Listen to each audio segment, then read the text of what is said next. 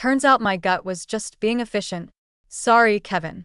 For years, I blamed the chairs, the carpets, the mysterious draft in the apartment, even Kevin himself, for the persistent, sometimes deafening, always humiliating gas that made our shared living space feel like a hazard zone.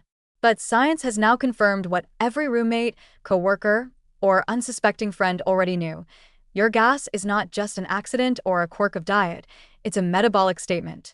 Every rumble, every puff, every unexpected bubble is the result of a microscopic operation that runs with industrial efficiency inside you, extracting calories, producing methane, and slowing transit while you sit helplessly, trying to maintain dignity in the face of microbial precision. It's humbling, really, to realize that what you thought were small indiscretions in digestion are actually manifestations of an internal system optimized for energy extraction. Fiber, legumes, resistant starches, and even healthy vegetables are premium fuel for methanogens and fermenters, those tiny CEOs of your gut who treat every bite as a raw material for profit. You can count calories, track macros, exercise, fast, and hydrate religiously, but the microbes are quietly rewriting the ledger. Calories you thought you'd restricted are reclaimed. Gas is produced with perfect timing. Transit slows, bloating peaks, and your body, which you assumed was cooperative, instead becomes a theater for microbial efficiency at your expense. Kevin knew it before I did. The physical consequences are more than inconvenient. They are persistent and insidious. Chronic methane dominance slows intestinal motility, increases bloating, produces gas unpredictably, and subtly alters energy balance. That salad you thought would be harmless becomes a tactical gain for methane producers. Overnight oats, lentil soup, and beans? Fuel for internal profit. You may see an ostensibly low-calorie meal, but inside, it is transformed into a high-yield operation that maximizes energy absorption and produces gas without warning. While the human host is busy monitoring diet, counting steps, and managing social appearances, the microbial elite is quietly extracting resources, enforcing transit delays, and generating byproducts that are socially and physically inconvenient. The social and psychological fallout is relentless. Meals that should be simple, comfortable, and nourishing become exercises in strategy, timing, and damage control. A dinner with friends, a date night, or a casual lunch at the office carries the ever-present risk of microbial sabotage. You negotiate seating, proximity, and bathroom access as though you were managing a high-stakes logistical operation. Every bite of fiber-rich food is a potential liability, every legume a potential explosion, every attempt at discretion a gamble you are destined to lose.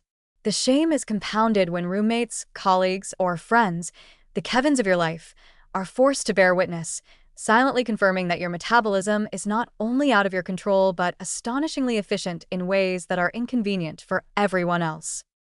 Even attempts at intervention often fail or backfire. Low FODMAP diets, probiotics, digestive enzymes, intermittent fasting, and fiber timing can provide temporary relief, but the microbial workforce is resilient, adaptive, and relentless. Antibiotics, dietary shifts, or fasting cycles may reduce symptoms briefly, but methanogens and fermenters quickly rebound, reestablish dominance, and continue producing gas while reclaiming calories.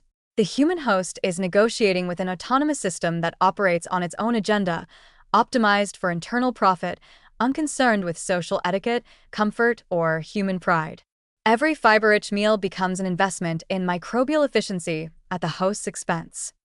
The metabolic consequences extend beyond the immediate discomfort. Chronic methane dominance and overactive fermentation are linked to constipation, slowed intestinal transit, subtle energy imbalances, and low-grade inflammation. Calories are absorbed more efficiently than expected, bloating persists, and the host's energy balance is subtly skewed. You may think you are disciplined, exercising and eating with care, but your gut silently undermines efforts, reclaiming energy and producing gas in a manner that is invisible, persistent, and humiliating. Every fiber-rich choice becomes a calculated risk with consequences that affect both body and social standing. The cruel irony is that the foods most lauded for health, weight management, and gut benefits are often the very ones that empower your microbial elite. Leafy greens, cruciferous vegetables, legumes, oats, and resistant starches are transformed into gas, calories, and internal pressure. While you are exercising restraint and discipline, the microbes are thriving, optimizing energy extraction, and producing byproducts that disrupt both physical comfort and social confidence. Every attempt at control, no matter how conscientious, is met with resistance, adaptation, and relentless metabolic precision. Discipline, good intentions, and careful planning often become fodder for microbial profit rather than human advantage. So yes, Kevin knew it all along, and now science has caught up. My gut is astonishingly efficient, metabolically ruthless, and socially indiscriminate. Every fiber-rich meal, every carefully measured portion, every attempt at healthy eating is a negotiation with a system that has its own agenda: maximize energy extraction, slow transit, produce gas, and undermine human dignity wherever possible. I may try to exercise, fast, and restrict calories, but the methane makers inside me continue to win, quietly asserting control over digestion, comfort, and social standing. Science calls it methane. I call it betrayal. And Kevin? He's just quietly judging, confirming what my gut has been whispering or screaming all along.